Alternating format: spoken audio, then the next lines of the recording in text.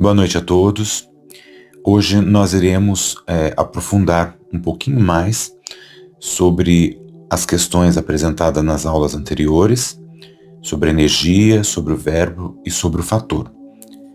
Iremos citar alguns exemplos práticos para que possamos entender mais sobre esses termos.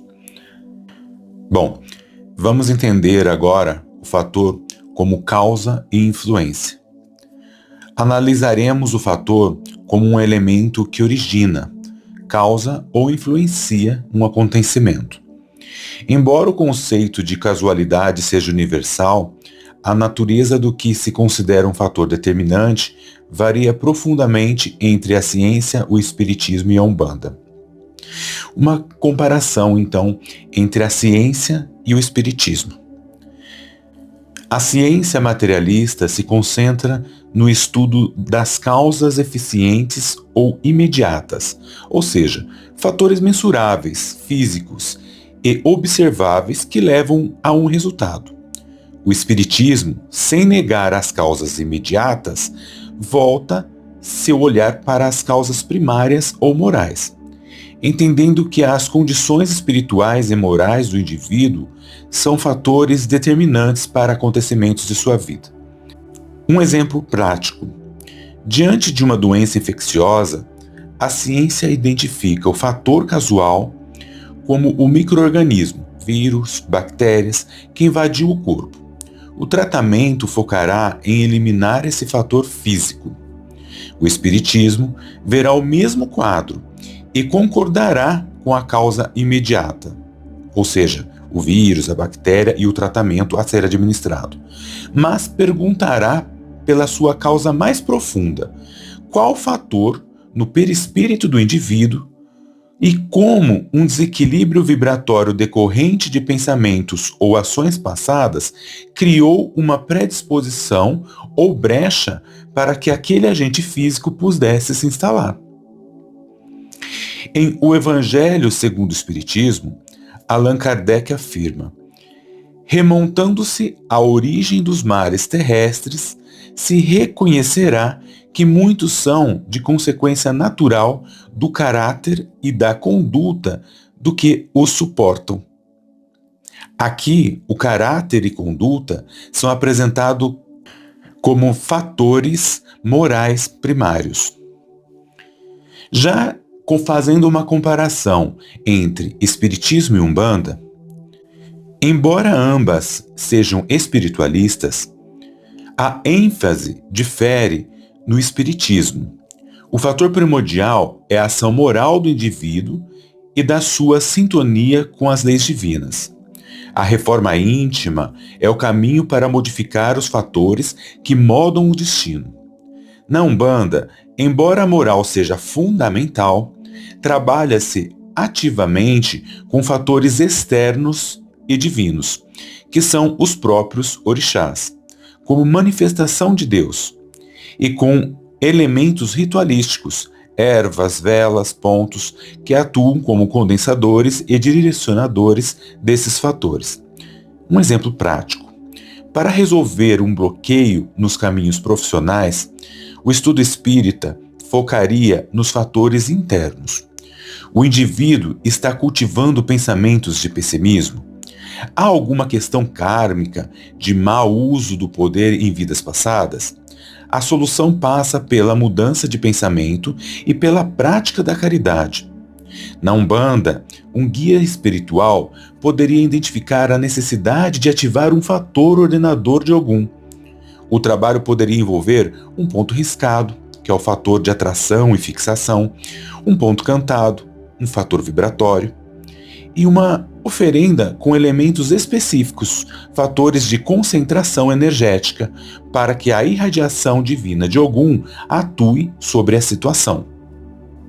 Lembrando que tanto no Espiritismo quanto na Umbanda, a questão de merecimento por ordem moral é de extrema importância.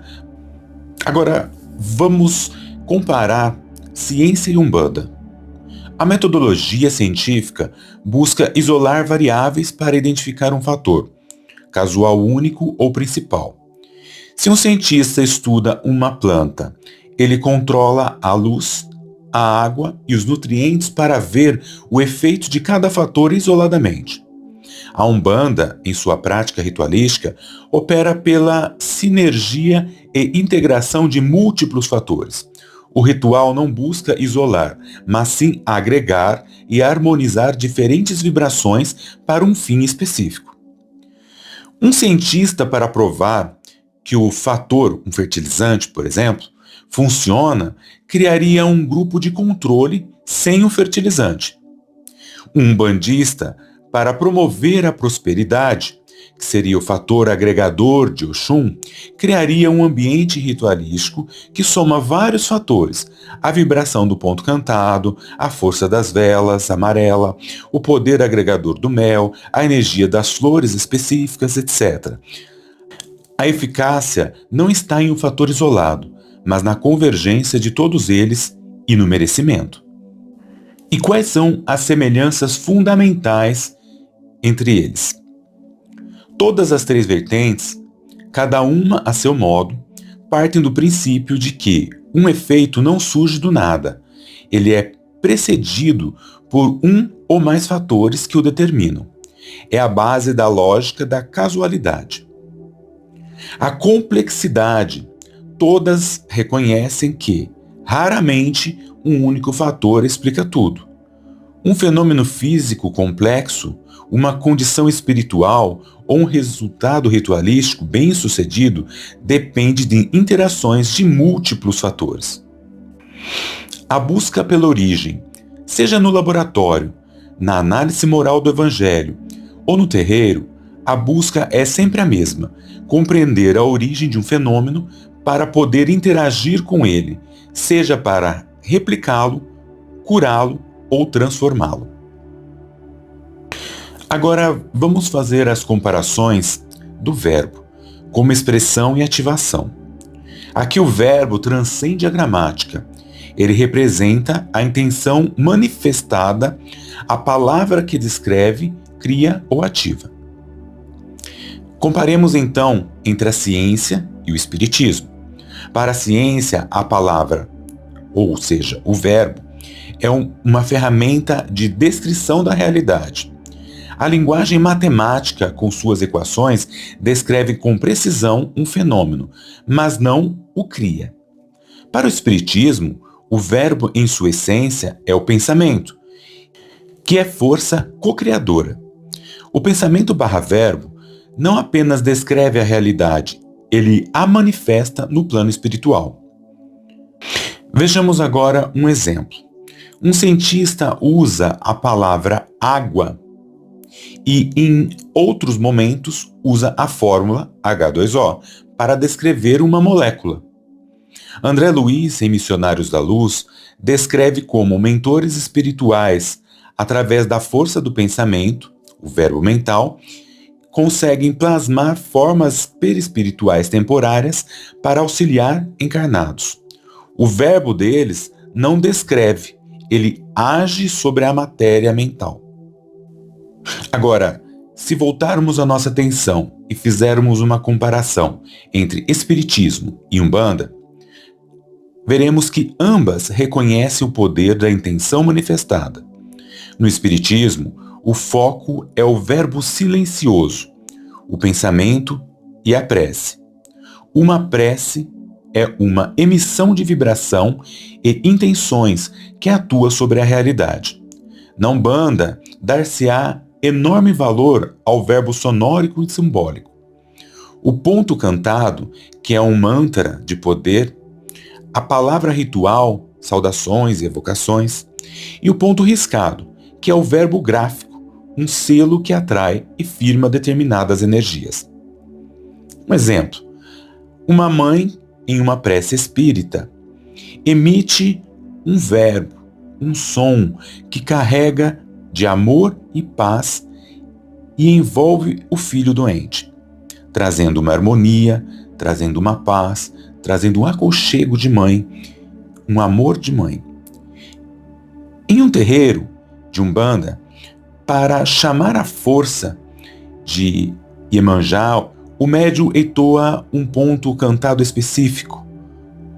O verbo contido na melodia e na letra do ponto atua como um ativador que atrai a vibração daquele orixá para o ambiente, envolvendo a criança doente, propiciando o amor, o carinho, o aconchego, assim como acontece no Espiritismo.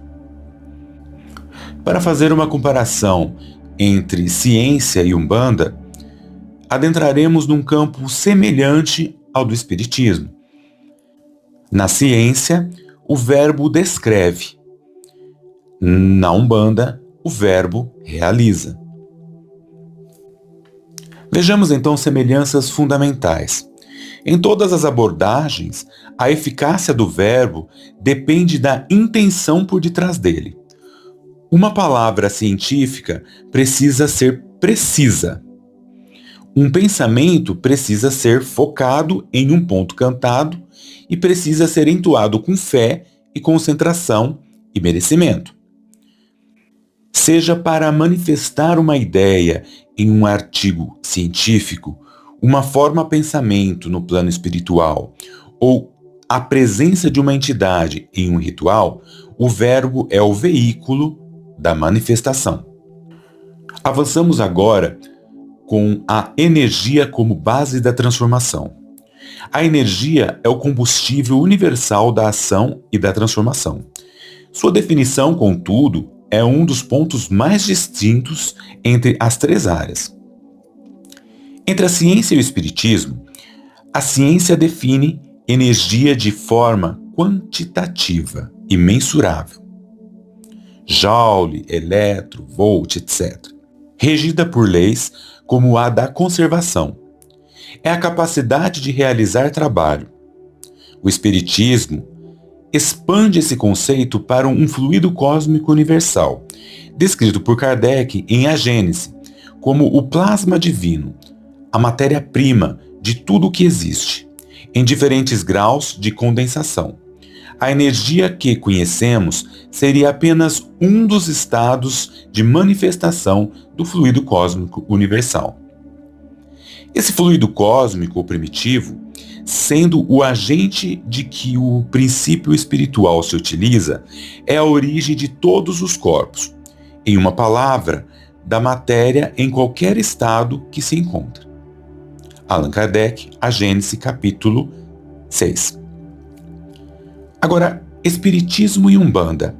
O fluido cósmico universal do Espiritismo é neutro, uma base que é qualificada pelo pensamento dos espíritos.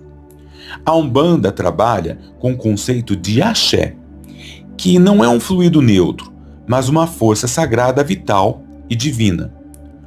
Um dom de Deus, que é distribuído e particularizado pelos orixás. O axé é uma energia com assinatura, contendo a vibração específica de cada divindade. Ou seja, seria o fluido cósmico universal modificado. No passe espírita, o médium doa seus fluidos, energia animalizada, combinada com os fluidos dos bons espíritos, que é a energia espiritualizada, para o paciente. Na Umbanda, um banho de ervas não é apenas uma troca de fluidos, é um ato de impregnar o indivíduo com o axé específico daquele orixá a que as ervas são consagradas, ou seja, representadas. Enquanto no Espiritismo temos o fluido cósmico universal como um princípio, um fator único e neutro, no axé temos um fluido cósmico universal fatorado, específico para cada área da existência e representado por velas, ervas, orixás, entidades, enfim. A semelhança fundamental. Princípio da transformação. Aqui a semelhança é notável. O princípio da conservação da energia de Lavoisier, na natureza nada se cria, nada se perde, tudo se transforma, ecoa profundamente nas visões espíritas e de Umbanda. Um fluido espiritual não é destruído, é transmutado.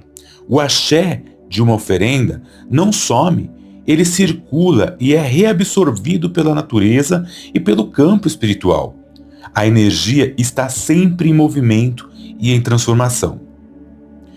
Seja a energia elétrica que move o motor, os fluidos espirituais que reequilibram um perispíritos ou o axé que firma um terreiro, a energia é, por definição, aquilo que possibilita a ação e a mudança, a transformação da matéria e dos seres. Nossa jornada nos mostrou que fator, verbo e energia são conceitos que, embora nomeiem fenômenos aparentemente distintos, representam uma busca humana universal por entender as engrenagens da realidade. Vimos que o fator é a causa, seja ela física, moral ou divina, que o verbo é o poder da manifestação, seja pela descrição, pelo pensamento ou pelo som sagrado. E a energia é o substrato da transformação, seja como matéria quantificável, fluido universal ou força sagrada. É fundamental refletir que essas visões não são mutuamente excludentes, mas sim complementares. Elas operam em diferentes níveis de realidade e com diferentes metodologias. A ciência responde magnificamente ao como do universo material. O espiritismo e a Umbanda se aprofundam no porquê, explorando as dimensões morais e divinas da existência. Um método pode tratar o corpo, enquanto um trabalho espiritual, tanto na Umbanda quanto no Espiritismo, trata das causas perispirituais que permitiram a instalação da doença. Um saber não anula o outro. Eles se somam na busca pela cura integral do ser. A complementariedade, no entanto, exige o reconhecimento das fronteiras. Tentar reduzir um conceito ao outro é um erro, que gera confusões. Como bem apontado, não se pode tentar medir o fluido cósmico universal com os aparelhos que medem a energia elétrica, pois pertencem a planos de manifestações diferentes. O axé não pode ser explicado por equações, pois sua natureza é qualitativa e sagrada, não quantitativas. Respeitar as metodologias de cada campo, o método experimental da ciência, o método moral-filosófico do Espiritismo e o método ritualístico-intuitivo da Umbanda é o único caminho para um diálogo verdadeiramente rico e construtivo entre esses saberes. Bem, agora que revisamos todos esses conceitos que estudamos em aulas anteriores, vamos navegar agora por mares que nos fazem sair da zona de conforto, do tradicional, e buscar uma análise mais profunda e igualitária, buscando equilibrar essas duas práticas, a espírita e a umbandista. Sim, essa similaridade existe. E para que possamos entendê-la, é necessário estudo e respeito com as tradições e com as terminologias. Veremos que, na Umbanda, mesmo com seu conceito teológico, com os rituais, com a cultura aplicada, com a história, enfim, com todas as características que envolvem a Umbanda, por detrás deste véu, há sempre um princípio básico. E esse princípio básico se afina constantemente com a prática espírita. Não é só pelo fato de ambas estarem trabalhando com espíritos, mas sim que ambas estão trabalhando com energias básicas, com o princípio de Deus, com a vontade do Criador, com as leis de Cristo. Mesmo após a separação do Espiritismo, quando foi fundada em 15 de novembro de 1908, a Umbanda, querendo ou não, necessita muito dos conteúdos didáticos de Allan Kardec, para que o médium exerça com fidelidade e com clareza a comunicação espiritual, Por isso, o estudo das obras básicas, como o Livro dos Médiuns, é de extrema importância para que um umbandista possa desenvolver a sua capacidade mediúnica e representar essas entidades espirituais com mais firmeza e clareza. Do mesmo modo, o Espiritismo tem que compreender que muitas de suas práticas têm similaridade com as práticas umbandistas, como, por exemplo, a água fluidificada, que apesar de conceitos diferentes e práticas ritualísticas diferentes, se assemelham aos banhos da Umbanda, que são águas fluidificadas, através das ervas ou através das entidades que as magnetizam. Temos também a psicografia, que se assemelha muito aos pontos riscados da Umbanda. A psicografia, de certa forma, é um fenômeno mediúnico através do qual o verbo, o pensamento ou a vontade do espírito se manifesta em forma de escrita. Podemos ainda citar a pictografia, que são figuras, imagens. Isso é utilizado tanto na Umbanda quanto no Espiritismo. Não importa se utilizamos um termo mais científico ou um termo mais simbólico, litúrgico, religioso, a similaridade sempre está presente entre esses dois campos vastos de atuação. A nossa proposta aqui não é dizer que uma é igual à outra.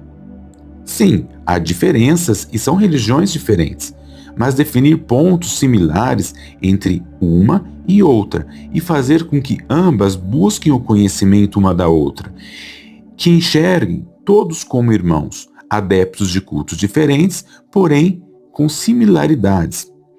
Aqui vamos confrontar essa ideia de que vem há muito tempo sendo difundida por meios espíritas, de que um espírito que se apresenta de forma mais simples, com falas mais simples, com vocabulários mais simples, seja inferior a um espírito que se apresenta com falas complexas, pomposas, com vestes ornamentais, chiques. Não é a vestimenta ou a forma arquétipa que o espírito se apresenta que vai determinar o seu desenvolvimento moral. O espírito evoluído, ele é independente da forma arquétipa que ele se apresenta. Ele pode vir tanto de uma forma simples como de uma forma mais complexa. Temos que lembrar que somos brasileiros e habitantes de um país onde a ancestralidade era indígena, negros escravos, caboclos, enfim, povos originários, porém espíritos que transcendem eras de reencarnações. Então, o que importa mesmo é o que o espírito tem a transmitir ao encarnado. Mensagens de moral elevada que nos façam refletir e contribuir para o nosso desenvolvimento espiritual e moral, que nos ajudem a desprender gradativamente ao apego exagerado à matéria.